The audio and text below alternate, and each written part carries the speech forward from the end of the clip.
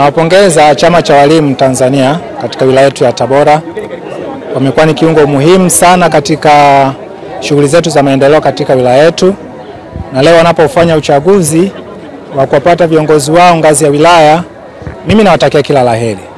Lakini nashukuru Mungu kwamba nimekuwa napata ushirikiano mkubwa sana kutoka kwa viongozi wao ambao leo wanamaliza muda wao. Kwa hiyo niwatakie kila laheri. Lakini katika masuala mazima ya shughuli za maendeleo ndani ya manispaa, walimu wametusaidia sana. Tumeshiriki nao mwaka jana kwenye zoezi la kusimamia uchaguzi, wamesimamia kwa weledi, lakini wametusaidia kuelimisha jamii kuhusiana na masuala mbalimbali ya uchaguzi. Niwaombe tena katika mwaka huu tunaposhiriki katika uchaguzi mkuu, niendelee kuomba chama cha walimu lakini pia walimu wote kushiriki kamilifu katika kuelimisha jamii. Wananchi waweze kushiriki uchaguzi kikamilifu. Kwanza kwenye kuomba nafasi za uongozi, lakini pia kushiriki kupiga kura. Tunafahamu kwamba zoezi la uchaguzi ni zoezi ambalo ni sehemu ya mabadiliko. Tunapokuwa tunafanya harakati za maendeleo kwenye jamii, hatuwezi kuacha nafasi ya uongozi nyuma. Nafasi ya uongozi ni nafasi ya kwanza na mambo mengine yanafuata nyuma. Tukipata viongozi ambao sio wazuri, hatuwezi kufanikiwa chochote. Lazima tuanze na hatua ya kwanza.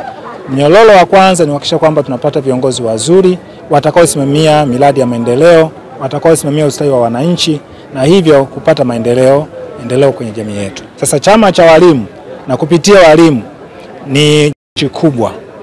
Ndio maana leo nimewaomba sana na kuwasihi sana, uchaguzi wa mwaka huu wahakikishe kwamba wanashiriki kikamilifu, kwamba waweze kuelimisha jamii, lakini pia waweze kushiriki kwenye nafasi mbalimbali za kiuongozi.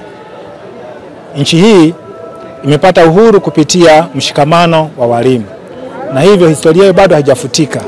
Tunaomba chama cha walimu kishiriki kamilifu kwenye zoezi la uchaguzi mwaka huu. Mkuu wa wilaya anasema mnaweza mkawa maajenti wazuri sana kwenye kuelimisha watu kuelekea uchaguzi mkuu 2025.